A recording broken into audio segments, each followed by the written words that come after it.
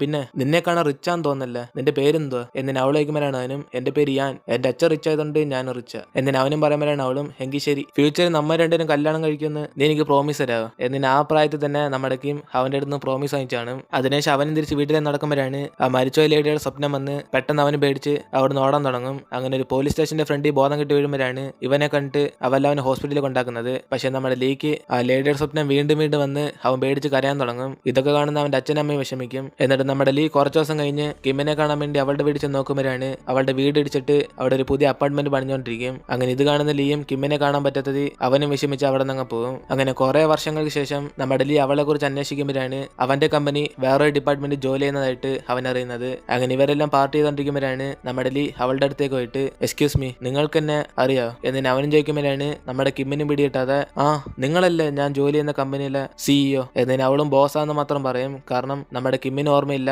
കൊച്ചിലെ കണ്ടത് ഇവനാണെന്ന്. അതിനുശേഷം നമ്മുടെ ലീയും ഇവളെ കണ്ടുപിടിച്ചതോടെ അവളുടെ ഓർമ്മ തന്നെ വരുന്നവരെ അവന്റെ സെക്രട്ടറി ആക്കി മാറ്റും. അങ്ങനെ സ്റ്റാർട്ടിങ് നമ്മുടെ കിമ്മിനും ജപ്പാനിൽ നിന്നൊക്കെ കുറെ ബിസിനസ് കോൾ വരുമ്പോഴാണ് അവളും ജപ്പാൻ ഭാഷ അറിയാത്തതുകൊണ്ട് എന്തോ പറയുന്ന അറിയാതെ ടെൻഷൻ ആയിരിക്കും. അപ്പോഴാണ് ഇത് കണ്ട് വേറെ സ്റ്റാഫ് അടുത്തേക്ക് വന്നിട്ട് മിസ്റ്റർ ലീയുടെ സെക്രട്ടറി ആയിട്ട് നിനക്ക് ജപ്പാൻ പോലും പറയാൻ അറിയത്തില്ല, എങ്ങനെയാണ് നിന്നെയൊക്കെ സെലക്ട് ചെയ്തത് എന്നതിനെ അവളെ ആക്കിയിട്ട് ആ ഫോണിൽ സംസാരിക്കും. അങ്ങനെ ഇത് ഹേർട്ടായി കിം അവളുടെ ചേച്ചിമാരെ വിളിച്ച് ഇവിടുത്തെ സ്റ്റാഫൊക്കെ കളിയാക്കുന്ന കാര്യം പറയുമ്പോഴാണ് ഇതൊക്കെ സൈഡിൽ നിന്ന് കേൾക്കുന്ന നമ്മുടെ ലീയും അവളെ ഹെൽപ്പ് ചെയ്യാൻ വേണ്ടി അടുത്ത ദിവസം ഒരു ജപ്പാൻ ബുക്ക് കൊടുത്തിട്ട് ഇത് ഓരോ ദിവസം പഠിച്ചോണ്ട് വരാൻ പറയും. അങ്ങനെ ഡെയിലി അവളെ കഷ്ടപ്പെടുത്തി കുറെ ഹോംവർക്ക് കൊടുത്ത് ഈസി ആയിട്ട് അവളെ ജപ്പാൻ പഠിപ്പിക്കും. അങ്ങനെ ആ സന്തോഷത്തിൽ നമ്മുടെ ലീയും അവൾക്കൊരു ഗിഫ്റ്റ് കൊടുക്കാൻ വരുമ്പോഴാണ് ഇത് കണ്ട് കിമ്മും സന്തോഷപ്പെട്ട് ആ ഗിഫ്റ്റ് ഓർന്ന് നോക്കുന്നത്. അപ്പോഴാണ് അവൾക്ക് പഠിക്കാൻ വേണ്ടി ചൈനീസ് ബുക്ക് തന്നേക്കുന്നത്. ഇത് കണ്ട് ലീയും ഓക്കെ ഇനി നമ്മൾ അടുത്ത് പഠിക്കാൻ പോകുന്നത് ചൈനീസ് എന്നിന് അവൾക്കറിയാത്ത എല്ലാ ലാംഗ്വേജും നമ്മുടെ ലീ ഈസി ആയിട്ട് പഠിപ്പിക്കും. അങ്ങനെ ഒരു ദിവസം വർക്ക് സബ്മിറ്റ് ചെയ്യാനുള്ള ലാസ്റ്റ് ഡേറ്റ് അവൾ ഫുള്ള് ചെയ്ത് തീർക്കാതെ കിടന്നുറങ്ങുമ്പോഴാണ് ഇത് കണ്ട് ലീ അടുത്തേക്ക് വന്നിട്ട് പിന്നെ കിം നീ വർക്ക് ഇന്ന് സബ്മിറ്റ് ചെയ്യണ്ട, അതിന്റെ ഡേറ്റ്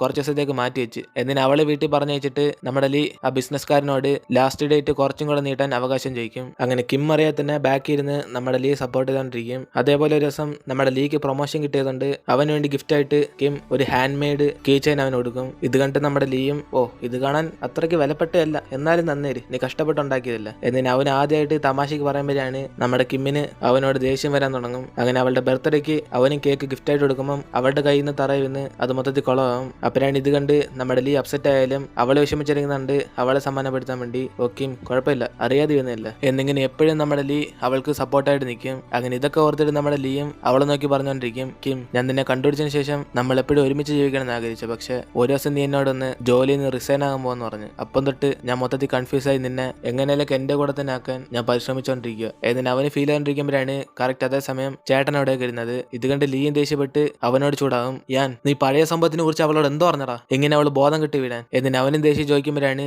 ഇത് കേട്ട് ചേട്ടനും ഒറ്റൊരു ചോദ്യം ചോദിക്കും എടാ ലീ കൊച്ചിലെ കിഡ്നാപ്പ് ചെയ്തത് നിന്നെ അല്ലാടാ എന്നിന് അവനും ചോദിച്ചോടെ നമ്മുടെ ലീ സൈലന്റ് ആകും. അങ്ങനെ ചേട്ടൻ അവിടെ നിന്ന് പോയതിനു ശേഷം കിം ഉണർന്നിട്ട് അവനോട് ചോദിക്കും മിസ്റ്റർ ലീ എനിക്കറിയാം കൊച്ചിലെ എന്നെ കിഡ്നാപ്പ് ചെയ്ത് രക്ഷിച്ചത് നിങ്ങളല്ല, പിന്നെന്തിനാ ഇത്രയും വർഷം എന്നോട് പറയായിരുന്നു, ഞാൻ വിചാരിച്ച് നിങ്ങൾ എന്നെ പോലെ പഴയതൊക്കെ മറന്നുപോയിരുന്നു, പക്ഷെ നിങ്ങൾക്ക് നല്ലോണം ഓർമ്മ ഉണ്ടായിരുന്നു എന്നിന് അവളും പറയുമ്പോഴാണ് ഇത് കേട്ട് ലീയും കിം ഞാൻ നിന്നോട് പറയാത്തത് ഒരു കാരണമുണ്ട്, കൊച്ചിലെ ആ ലേഡി നമ്മളെ കിഡ്നാപ്പ് ചെയ്ത് ആലോചിച്ച് ഞാൻ ഇപ്പോഴും ഉറക്കത്തിൽ നിന്ന് പേടി ചെയ്യുന്നേക്കാറുണ്ട്, കാരണം അതെന്റെ മൈൻഡ് ഫിക്സ് ആയി, പക്ഷെ ഞാൻ നിന്നെ ആദ്യമായിട്ട് മീറ്റ് ചെയ്തപ്പം നീ അതെല്ലാം മറന്ന് സന്തോഷത്തോടെ ജീവിക്കുമായിരുന്നു, അതുകൊണ്ടാ നമ്മളെ കുറിച്ചുള്ള പഴയ കാര്യങ്ങളൊന്നും നിന്നോട് എടുത്തു പറയാതെ ഞാൻ മറച്ചു വെച്ചത്, അല്ലെങ്കിൽ എന്നെ പോലെ തന്നെ നീയും കഷ്ടപ്പെടും എന്നിന് അവനും പറയുമ്പോഴാണ് ഇത് കേട്ട് അവളും വിഷമിച്ച് ഞാൻ ഇത്രയും കാലം കണ്ടുകൊണ്ടിരുന്നത് റൂഡായിട്ടുള്ള ഒരു ലീയ, പക്ഷെ ഞാനറിയാതെ ഇത്ര എന്നെ കെയർ എന്ന് ഞാൻ അറിഞ്ഞില്ല, എന്തായാലും എനിക്ക് ആ റൂഡായ ലീയ ഇഷ്ടപ്പെട്ട, ഇനിയെങ്കിലും എന്റെ അടുത്ത് സത്യം മറച്ചേക്കില്ല എന്നിന് ഇവരുടെ സംസാരിച്ചോണ്ടിരിക്കും. അതേസമയം ചേട്ടനും കൊച്ചിലെ കിഡ്നാപ്പ് ചെയ്തത് അവനല്ലെന്ന് അറിഞ്ഞ ഉടനെ മൈൻഡ് അപ്സെറ്റ് ആയി അവനും പുറത്തിറങ്ങുമ്പോഴാണ് കൊച്ചിൽ അവൻ ലീയെ ഒറ്റയ്ക്കാക്കിയിട്ട് പോയത് ഓർമ്മ വരുന്നത്.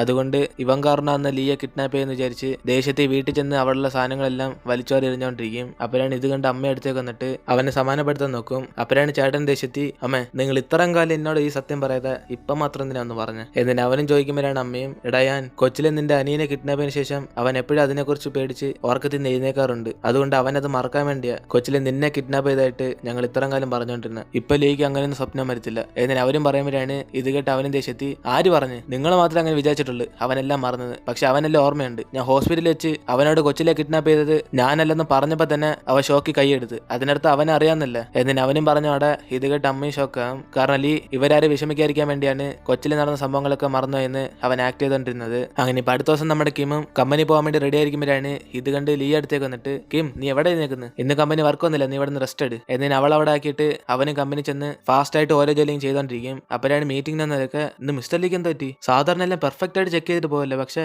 നമ്മുടെ ഡോക്യുമെന്റ്സ് ഒന്നും മിസ്റ്റർ ലീ നോക്കിയില്ലല്ലോ. ഏതിന് അവരെല്ലാം ഷോക്കിയിരിക്കും. പക്ഷെ നമ്മുടെ ലീയുടെ മൈൻഡ് ഫുള്ളും എങ്ങനെയൊക്കെ പെട്ടെന്ന് ജോലി ചെയ്ത് തീർത്തിട്ട് അവളെ ഹോസ്പിറ്റലിൽ ചെന്ന് മീറ്റ് ചെയ്യണമെന്നാണ്. അങ്ങനെ വർക്കെല്ലാം ചെയ്ത് കഴിഞ്ഞിട്ട് നേരെ ജിയോട് ഇനി മീറ്റിംഗ് ഒന്നുമില്ലെന്ന് പറയാൻ പോകുമ്പോഴാണ് അവിടെ ജിയോയുടെ പ്ലേസിൽ കിം വന്നിരിക്കുന്നത്. അപ്പനാണ് ഇത് കണ്ട് അവന് ഷോക്കായി. കിം, ഞാൻ നിന്നെ ഹോസ്പിറ്റലിൽ തന്നെ സ്റ്റേ ആയില്ല പറഞ്ഞ, നിന്നെ ആര് വർക്കിനൊക്കെ വരാൻ പറഞ്ഞ? എന്നിട്ട് അവനും ചോദിക്കുമ്പോൾ അവളും, ഓ മിസ്റ്റർ ലീ എനിക്കൊന്നും കുഴപ്പമില്ല, ഞാനിപ്പോ പെർഫെക്റ്റ്ലി ഓക്കെ. എന്നിട്ട് അവളും പറയുമ്പോൾ നമ്മുടെ ലീ തിരിച്ചൊന്നും പറയാതെ അവന് റൂമിലേക്ക് അങ്ങ് പോകും. അപ്പോഴാണ് ഇത് കണ്ട് ജിയോ അടുത്തേക്ക് വന്നിട്ട്, ഓ കിം, നമ്മുടെ ബോസിനെ കുറച്ച് ദേഷ്യം കൂടുതലാന്ന് തോന്നല്ല. എന്നിട്ട് അവൾ പറഞ്ഞോടെ നമ്മുടെ കിം അവളെ ദേഷ്യപ്പെട്ട് നോക്കി, നീ നിന്റെ വർക്കെല്ലാം ചെയ്ത് കഴിഞ്ഞാൽ ആദ്യം വർക്ക് കോൺസെൻട്രേഷൻ ചെയ്യും. എന്നിനെ ലീയെ സപ്പോർട്ട് ചെയ്യാൻ തുടങ്ങും. ഇത് കണ്ട് അവളൊന്നും മനസ്സിലാവാതെ അവളുടെ വർക്ക് നോക്കിക്കൊണ്ടിരിക്കുമ്പോഴാണ് നമ്മുടെ ലീ അകത്തിരുന്നോണ്ട് വേറൊരു പ്ലാൻ ചെയ്യും. അതായത് കിമ്മിനെ ജോലി ചെയ്യാൻ സമ്മതിക്കാതെ അവൾ റിലാക്സ് ചെയ്യാൻ വേണ്ടി ഒരു സെറ്റപ്പ് ചെയ്യും. എന്നിട്ട് അവിടെ ഇരുന്നിട്ട് അവൾ നമ്മുടെ ലീക്ക് ചാറ്റ് ചെയ്യുമ്പോഴാണ് അവനും പറയുന്നത്, കിം എങ്ങനെയുണ്ട് എന്റെ ഐഡിയ? നിന്നെ മാത്രം ഒറ്റയ്ക്ക് റിലാക്സ് ചെയ്യിച്ച ബാക്കി എല്ലാവർക്കും ഡൗട്ട് അടിക്കും നമ്മൾ തമ്മിൽ വല്ല ഉണ്ടോന്ന്. അതുകൊണ്ടാ എല്ലാവർക്കും ഫ്രീ ടൈം കൊടുത്ത് റിലാക്സ് ചെയ്യാൻ പറഞ്ഞ. എന്നിന് അവളെ കെയർ ചെയ്ത് പറയുന്നതായിട്ട് നമ്മുടെ കിമ്മും സന്തോഷപ്പെട്ട് അവന് ഹാർട്ട് സൈൻ അയക്കും. ഇതേ കാണുന്ന നമ്മുടെ ലീക്കും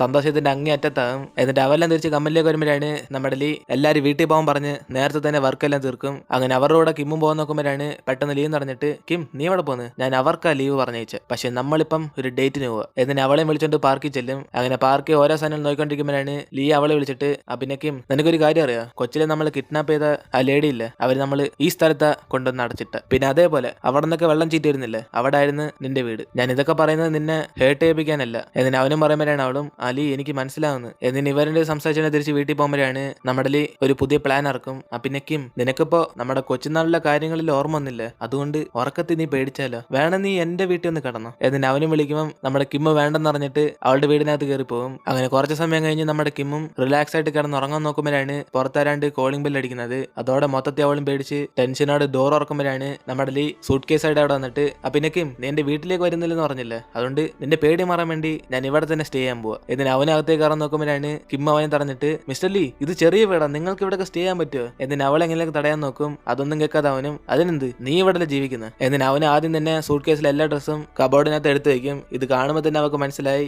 ഇത് ഒരു ദിവസത്തേക്കുള്ള പരിപാടി ഇല്ലെന്ന്, കാരണം ലഗേജ് ഫുള്ളും കുറെ ഡ്രസ്സുകളുണ്ട്. അങ്ങനെ അവനെല്ലാം സെറ്റ് ആക്കിയിട്ട്, പിന്നേക്കും ഉറക്കത്തിൽ നീ പേടിക്കാതിരിക്കാൻ വേണ്ടി എന്റെ ഒരു മാസ്റ്റർ പ്ലാൻ ഉണ്ട്, ദിസ് ഇസ് ദ ഐറ്റം. എന്നിട്ട് അവൻ ആ സാധനം എടുത്ത് വെള്ളത്തിൽ വെച്ചിട്ട് ഇവർ രണ്ടുപേരും കൂടെ റിലാക്സ് ആയിക്കൊണ്ടിരിക്കും. പക്ഷെ സത്യത്തിൽ ഇവർ രണ്ടുപേരും അടുത്തായതുകൊണ്ട് പരസ്പരം അൺകംഫർട്ടബിൾ ആയിട്ട് ഫീൽ ചെയ്ത് കിമ്മും പെട്ടെന്ന് അവിടെ നിന്ന് കിടക്കാൻ പോകും. അപ്പോഴാണ് ഒട്ടും പ്രതീക്ഷിക്കാതെ നമ്മുടെ ലീ അടുത്ത് നടക്കുന്നത്. ഇത് കണ്ട് അവൾ ഷോക്കായി, ലീ നിങ്ങളെന്ത് ഇവിടെ നിന്ന് കിടക്കുന്നത്? എന്നിട്ട് അവളേക്കും അവനും, ഓക്കെ നിനക്ക് തലേനില്ലല്ലേ, അതാ ഞാൻ ഇവിടെ നിന്ന് കിടന്നത്. എന്നിട്ട് അവനും പറയുമ്പോൾ അവളും, തലേനില്ലെന്നോ, ദോ ഉണ്ടല്ലോ 2 എണ്ണം. എന്നിട്ട് അവളും പറയുമ്പോൾ പെട്ടെന്ന് അവന്റെ കൈ അവളുടെ തലയെ വെച്ചിട്ട്, ഞാൻ പറഞ്ഞത് എന്റെ കയ്യ, ഇനി നമുക്ക് കിടന്നുറങ്ങാം. എന്നിട്ട് അവര് റിലാക്സ് ആയിട്ട് കിടക്കാൻ നോക്കും. പക്ഷെ രണ്ടുപേരും അടുപ്പിച്ച് കിടക്കുന്നുണ്ട്. അവൾക്ക് ഉറക്കം വരത്തില്ല. അങ്ങനെ ടെൻഷന് ടി വി ആണെന്ന് പറഞ്ഞ് ടി വി ഓൺ ആക്കുമ്പോഴാണ് അതിനകത്തും കറക്റ്റ് റൊമാൻസ് നടക്കുന്നത്. ഇതോടെ കിമ്മിൻ ടെൻഷനായി ചാനൽ മാറ്റാൻ നോക്കും. അപ്പോഴാണ് ലീ സമാനത്തോടെ, കിം നിനക്കിപ്പോ റിലാക്സ് ആവാൻ പറ്റത്തില്ലെന്ന് തോന്നുന്നു, അതുകൊണ്ട് നമുക്ക് മുകളിൽ ചെന്ന് കുറച്ച് ഡ്രിങ്ക്സ് അടിച്ചാലോ. എന്നിട്ട് ഇവർ രണ്ടും മുകളിൽ ചെന്ന് ബോട്ടിൽ ഓപ്പൺ ചെയ്ത് നോക്കുമ്പോഴാണ് അതിന്റെ ടൂൾസ് എല്ലാം താഴെയുള്ള കാര്യം അറിയുന്നത്. അപ്പോഴാണ് കിമ്മും മാസമായിട്ട് ആ ബോട്ടിൽ അയച്ച് ഒരു പുതിയ ട്രിക്ക് വഴി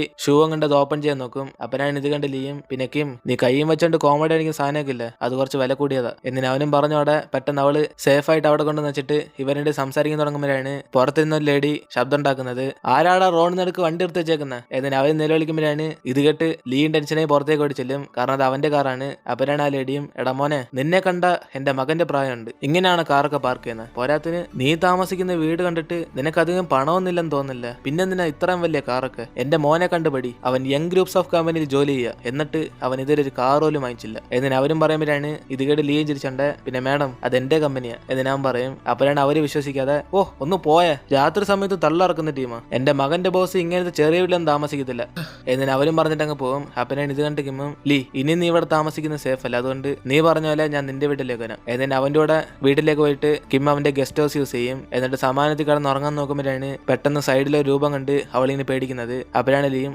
സോറി നിന്നെ ഒറ്റ കഴിയിട്ട് എനിക്ക് അവിടെ കിടക്കാൻ വയ്യ, ഇന്നൊരു ദിവസം ഞാൻ നിന്നെ കൂട്ടിന് ഇവിടെ കിടക്കാം. എന്നിട്ട് അവനും പറഞ്ഞിട്ട് അടുത്തേക്ക് ഒന്ന് കിടക്കും. അങ്ങനെ നല്ല രീതിയിൽ പാട്ടൊക്കെ പാടി അവൾക്ക് താലാട്ടി കൊടുക്കുമ്പോഴാണ് കിം ഉറക്കത്തി അവനെ ഹഗ് ചെയ്യാന്ന് പറഞ്ഞ് ശല്യം ചെയ്തോണ്ടിരിക്കും. അതുകൊണ്ട് അവളെ കുറിച്ച് ഓർത്ത് ഫീലായി കിടക്കാമെന്ന് നമ്മുടെ ലീ രാത്രി ഫുൾ ഉറങ്ങാതെ ഒരൊറ്റ ഇരിപ്പിരിക്കും. അപ്പോഴാണ് രാവിലെ എഴുന്നേറ്റ് നോക്കുന്ന അവളും പേടിച്ച് ദൂരേക്ക് മാറുമ്പം അവനും സൈലന്റ് ആയിട്ട്, പിന്നെ കിം ഞാൻ നിനക്കൊരു വാർണിംഗ് തരുന്നു, ഇന്നലത്തെ പോലെ ഇനി നടക്കുവാണെങ്കിൽ അത് നല്ലതല്ല. എന്നിട്ട് അവന് സങ്കടത്തിൽ പറഞ്ഞിട്ട് പോകുമ്പം ഇത് കേൾക്കുന്ന കിമ്മിനൊന്നും മനസ്സിലാവത്തില്ല. അതിനുശേഷം അവന് കുടിക്കാൻ വേണ്ടി കോഫി എടുത്തോണ്ട് വരുമ്പോഴാണ് ലീയും ആ കപ്പ് പൊട്ടിപ്പോയിരിക്കുന്നുണ്ട്. അവനതൊരു അപകടത്തിന്റെ സൈനായിട്ട് മനസ്സിൽ വിചാരിക്കും. അങ്ങനെ അതോടെ നമ്മളോട് ഇന്നത്തെ എപ്പിസോഡ് എടുത്തിരുന്നു. വീഡിയോ ഇഷ്ടപ്പെട്ട വീഡിയോ ലൈക്ക് ചെയ്തിട്ട് മറക്കാതെ നിങ്ങളുടെ ഫ്രണ്ട്സിലെല്ലാം ഷെയർ ചെയ്യുക. കൂടാതെ നമ്മുടെ ചാനലിട്ട് ആർസണൽ മിലിറ്ററി അക്കാഡമി അതുപോലെ തന്നെ കുറേ ഡ്രാമാസ് ഇട്ടിട്ടുണ്ട്. അതെല്ലാം ചെക്ക് ചെയ്യാൻ നമ്മുടെ ചാനലിലെ പ്ലേലിസ്റ്റ് ചെന്ന് കാണുക. സോ ഇനിയിപ്പോൾ നമുക്ക് അടുത്ത എപ്പിസോഡിൽ കാണാം.